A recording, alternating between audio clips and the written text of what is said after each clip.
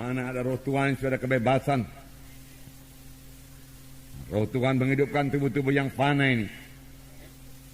Tubuh kita yang fana. Roh Kudus ada dalam saudara, Roh Kudus ada dalam saya.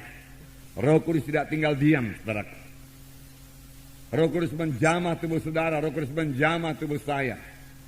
Sehingga segenap anggota tubuh saya berfungsi dengan baik. Anggota tubuh saudara berfungsi dengan baik. Karena Roh Kudus tinggal dalam saudara. Roh Kudus menjamah tubuh saudara. Roh Kudus memperbaiki tubuh saudara. Mana yang rusak oleh dosa, dia perbaiki. Mana yang rusak oleh setan, dia perbaiki. Untuk itu Roh Kudus diberikan kepada kita. Amin, saudara. Haleluya. Haleluya. Ya. Itu pekerjaan Roh Kudus. Sampai sekarang. Sampai kita nanti beroleh tubuh kebangkitan. Yang luar biasa daripada Tuhan. Sekarang ini tubuh kita ini, saudaraku, belum tubuh kebangkitan, belum tubuh yang mulia. Tapi, saudaraku, sebagai anak-anak Tuhan, tubuh kita ini biar dikuasai oleh Roh Tuhan. Kalau tubuh kita dikuasai oleh Roh Tuhan, kita kuat, kita sehat, kita berkemenangan. Dan penyakit, saudaraku, tidak berkuasa atas kita, saudara. Puji Tuhan. Nah, saudara yang kasih dalam nama Yesus, oleh sebab itu kita perlu memiliki persekutuan yang erat dengan Roh Kudus. Rasakan selalu kehadiran Roh Kudus dalam hati saudara. Karena dia tinggal dalam saudara.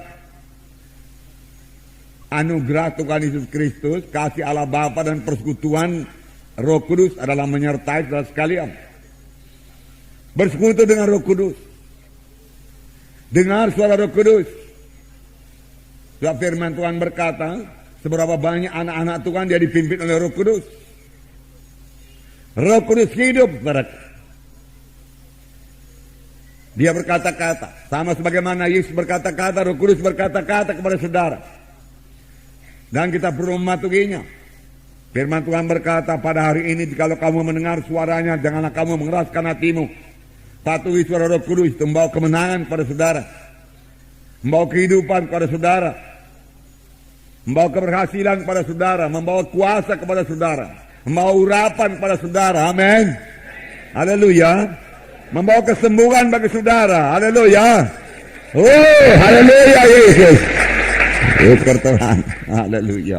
Luar biasa Roh Kudus. Sepanjang saudara membiarkan dia memimpin saudara. Luar biasa pekerjaan dalam hidup saudara. Sepanjang saudara biarkan saudaraku dia menguasai saudara. Maka dia akan mengerjakan perkara yang besar dalam saudara.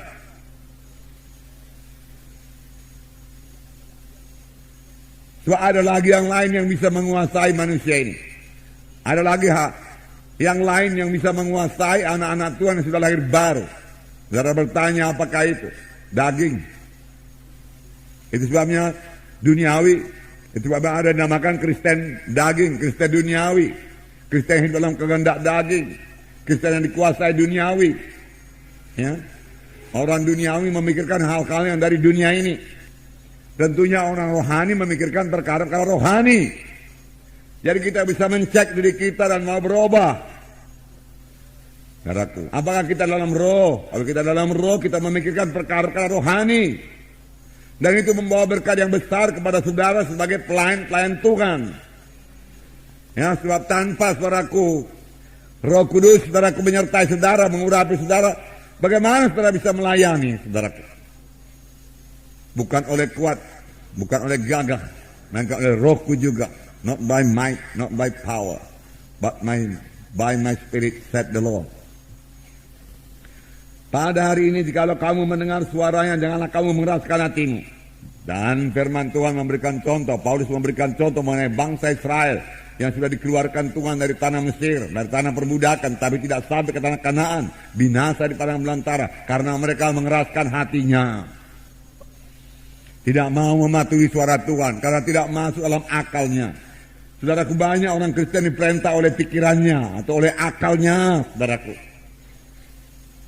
Padahal iman itu, saudaraku, tidak masuk di akal kita. Kita sudah belajar mengenai iman. Iman, saudaraku, bertentangan dengan pikiran manusia ini. Iman juga bertentangan dengan perasaan. Kalau kita memakai perasaan kita, dengan mudah kita ditipu oleh setan. Tapi, dengarkan baik-baik. Sepanjang kita berjalan dalam roh, yaitu membiarkan Roh Kudus menguasai kita, memimpin kita, saudaraku, maka daging tidak akan menguasai kita. Amin. Dan penyakit juga tidak menguasai kita. Amin. Daging tidak menguasai kita. Amin. Penyakit tidak menguasai kita. Amin. Haleluya. Katakan, saya mau berjalan dalam roh Tuhan. Maka perkara daging, kehendak daging tidak bisa menguasai saya. Juga penyakit tidak bisa menguasai saya. Haleluya. Haleluya Tuhan. Ya, dan firman Tuhan juga berkata, jika kamu hidup dalam daging, kamu akan mati kelak.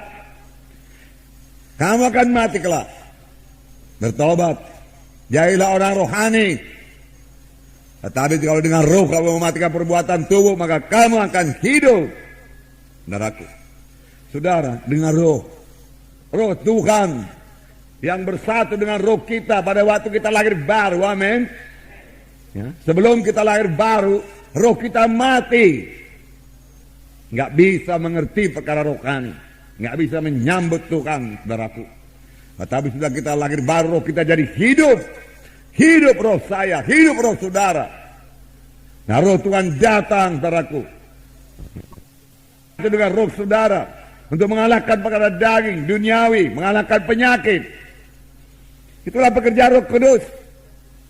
Tapi banyak anak-anak Tuhan tidak membiarkan Roh Kudus yang memimpinkan dia, saudaraku.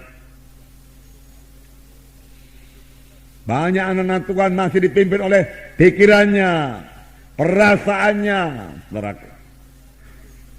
Kalau Roh Kudus menguasai tubuh kita, Roh Kudus menguasai pikiran kita, Roh Kudus menguasai perasaan kita, saudaraku. Roh Kudus menguasai jiwa kita, saudara, maka penyakit tidak berkuasa atas kita. Mengapa, saudaraku? Karena penyakit, saudaraku, hanya berkuasa atas tubuh dan atas jiwa, saudaraku. Tetapi, saudaraku, setan tidak bisa menjamah roh saya. Roh saudara tidak bisa dijamahnya. Kalau roh yang sudah lahir baru itu kuat, berkuasa.